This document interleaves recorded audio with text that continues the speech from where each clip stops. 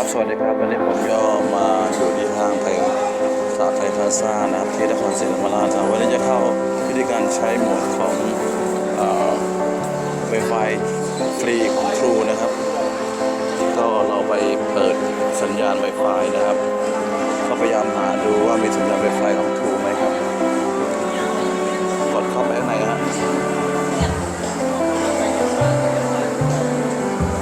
เอาที่เป็นแบบไม่มีกุญแจนะครับก็คือตัวนี้ครับไม่มีกุญแจใช้ได้เลยนะครับเข้าไปเราเข้าไปถึงครับมันจะมีเบราว์เซอร์ขึ้นมาให้เรา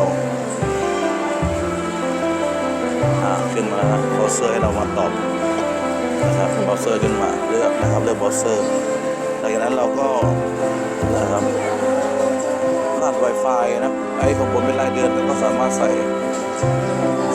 ไปแล้วใส่รหัสไปเลยนะฮะ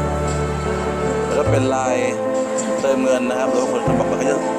เมสเซจจะส่งมาจากบริษัทนะครับหรือว่าเรามาเอาที่หาที่ฮอตสปอตของทูก็ได้ครับบริเวณนี้ก็มันก็ทิ้งมาให้นะครับรหัสของผมก็มี4หลักนะครับก็มันจะเปลี่ยนทุกเดือนนะฮะก็ลองเข้าไปดูนะครับพอเข้ามาแล้วเป็นลักษณะแบบนี้นะครับมีห้างชั้นนำ73ห้างนะครับสามารถใช้งานได้ก็ใช้เวลา90นาทีนะต่อครั้งต่อไปนะครับเดือนต่อไปก็เปลี่ยนรหัสใหม่นะครับก็ลักษณะเป็นแบบนี้นะวิธีการต่อเน็ตของ True นะครับก็เราสามารถที่จะใช้บริการได้นะครับอันนี้ขีดของผมมี3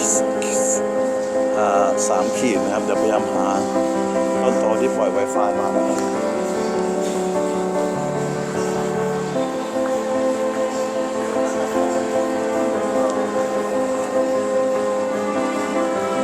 Wi-Fi อยู่ข้างล่างนะตอนนี้ผมมาข้างบนนะครับชั้น2วิ่งโอเควิ่งเครื่องมาหาแล้วนะครับก็โอเคนะสำหรับการต่อ Wi-Fi บางทีถ้าเราเป็นรายเดือนก็ส่งมาให้นะครับทางเมสเซจแล้วก็การเติมเงินก็เหมือนกันครับเราแค่กดรหัสที่ผมเคยเขียนไปนะครับมันก็ส่งมาให้อัตโนมัตินะครับก็อย่าลืมครับวิธีการต่อเน็ตของชูตามห้างต่างๆครับไม่ยากนะครับไม่ยากก็ขอบคุณครับอย่าลืมติดตามผลงานทาง Facebook Subscribe คนฟังด้วยนะครับ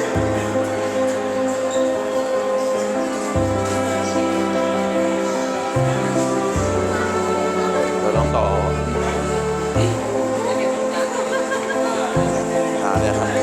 เนี่ยผมมาแล้วนะครับ